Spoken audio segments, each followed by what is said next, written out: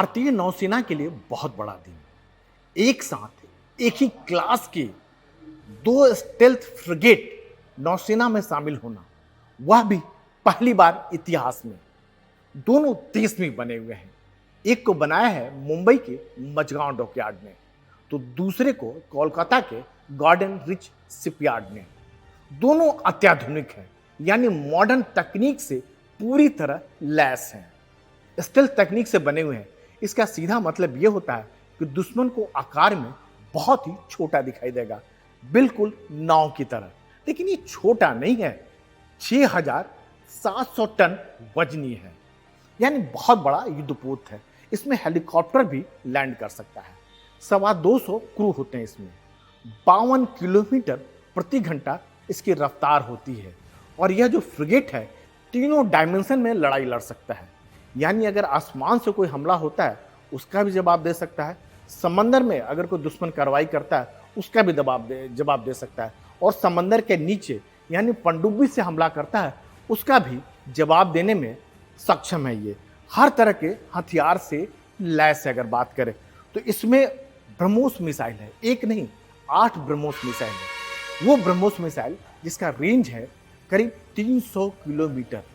Speed BrahMos की है ध्वनि से 3 गुना तेज, यानी दुश्मन को पता भी नहीं चलेगा। ब्रह्मोस कितना घातक है, इसका अंदाजा अगर लेना हो तो ऑपरेशन सिंदूर के दौरान पाकिस्तान को पता चल गया था। बराक मिसाइल भी है, जिसको भारत और इजराइल ने मिलकर बनाया हुआ है। दुश्मन अगर हवाई हमला करता है तो उसका जवाब देने में सक्षम है। इसके अलावा अगर बात करें तो 60 mm रैपिड माउंट गन भी है। इसके अलावा एंटी सबमरीन टारपीडो भी है। और इसमें इस तरह के गन लगे हुए हैं कि सेकेंडों के अंदर अगर बात करें तो कई सौ राउंड फायर करते हैं। और सबसे बड़ी बात, जो ब्लू वाटर में भारतीय नौसेना की ज़रूरत है, उसको पूरा करने में यह फ्रिगेट जो है पूरी तरह सक्षम है।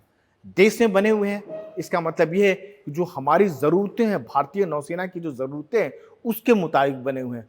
और जब भी आवश्यकता होगी उसमें फेरबदल हो सकता है, यानी मॉडिफाई हो सकता है। इसके लिए हमें किसी और को मुंह ताकने की ज़रूरत नहीं है। और इससे हजारों लोगों को रोजगार भी मिलता है। हमें बाहर जो है डॉलर के जरिए जो है अब इस तरह के वारशिप खरीदने की ज़रूरत नहीं है।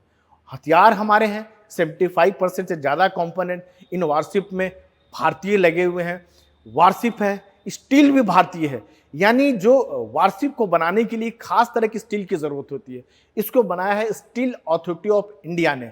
यानी स्टील भी इसके लिए बाहर से लेने की ज़रूरत नहीं है। हथियार भी भारत का, स्टील भी हथियार का, और नौसैनिक भी भारतीय के। तो इससे जो हमारी नौसेना के जो जज्बा, जिसको कह सकते हैं नौसेना को जज्बा जो कह सकते हैं, हौसला जो कह सकते हैं, और भी बुलंद हो जाता है।